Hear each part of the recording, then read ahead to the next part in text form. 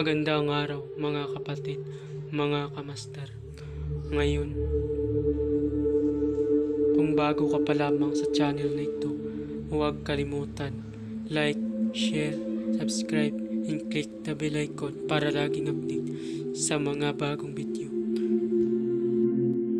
Ngayon, ibahagi ko sa inyo ang aking kalaman sa karunungang lihim. Narito, pamatay ng masamang espiritu. Ngayon, ibahagi ko sa inyo ang aking kalaman sa karunungang lihim. Narito, basag, Bibliato ng Sator, pampaandar ng orasyon.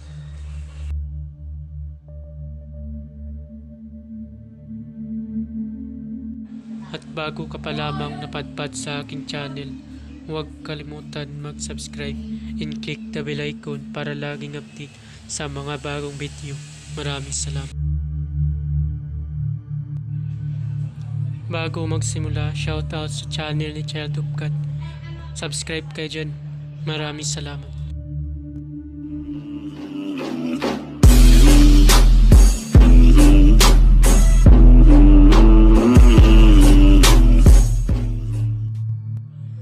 Pamilin, mahalin at pagkaingatan ang bawat ibinahagi ko sa YouTube channel na ito. Ang kapangyarihan na kapaloob dito ay lubhang maiwaga. Gamitin lamang sa kabutihan at pagganap ng kalooban ng Diyos. Maginawaran at laging isa puso't isip ang 7 layunin ng Diyos. Una, isabuhay ang 4 na gintong mulain.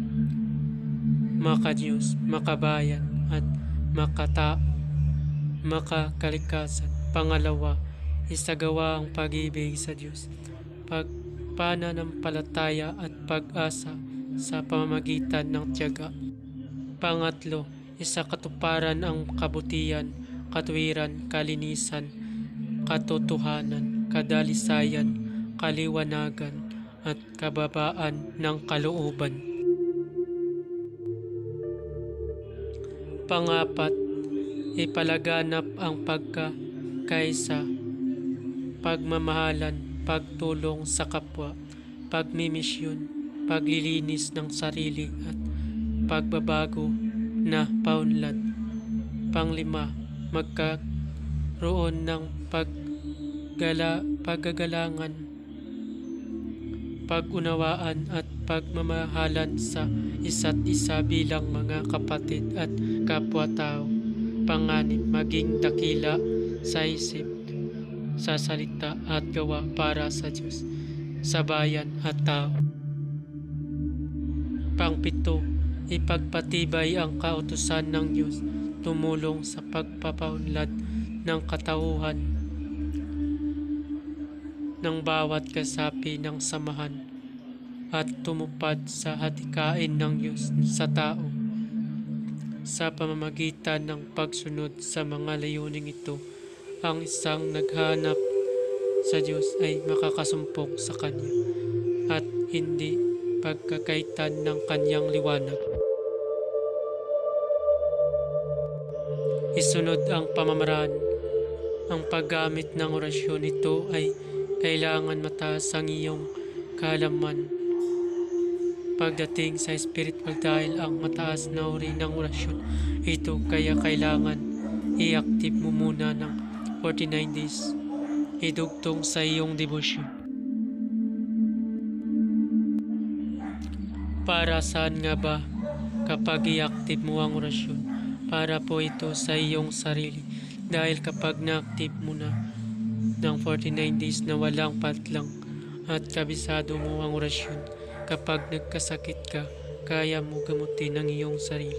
Pero kung natapos mo ng 49 days na walang patlang at hindi mo pa kabisado ang orasyon at ginamit mo kapag nagkasakit ka, hindi mo kaya gamutin ang iyong sarili. Bago gamitin, ay kailangan kabisaduhin muna ang orasyon.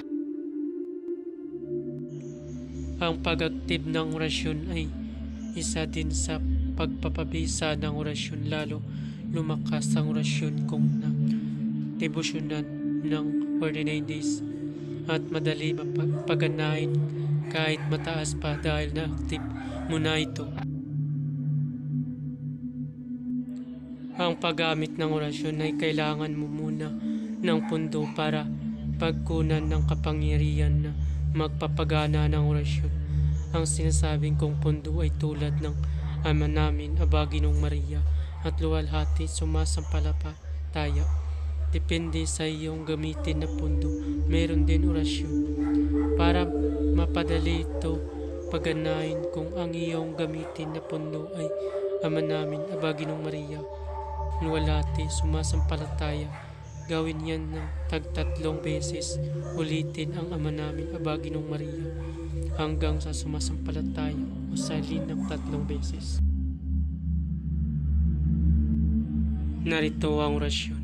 Bernacam, Bernabal, Berpanter, Anghelorum, Celsiarum, Ocnes, Nusel, Ac, Obsal, Adrin, Trex, Eletresto, Etre, Secret, Usi, Tusut, Usi, Trinit,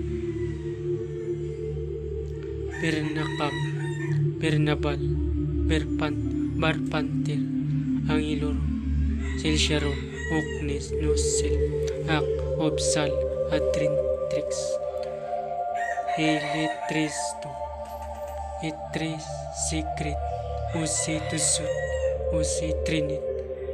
Pagkaingatan sapagkat maaari din makapatay ng mangkukulam.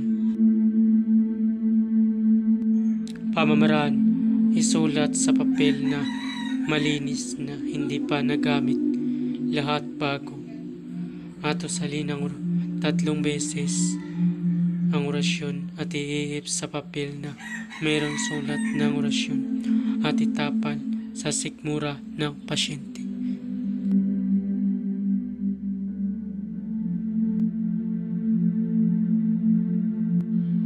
Wala ang lahat ng mga orasyon na iyong mababasa dito ay lubang makapangyarihan.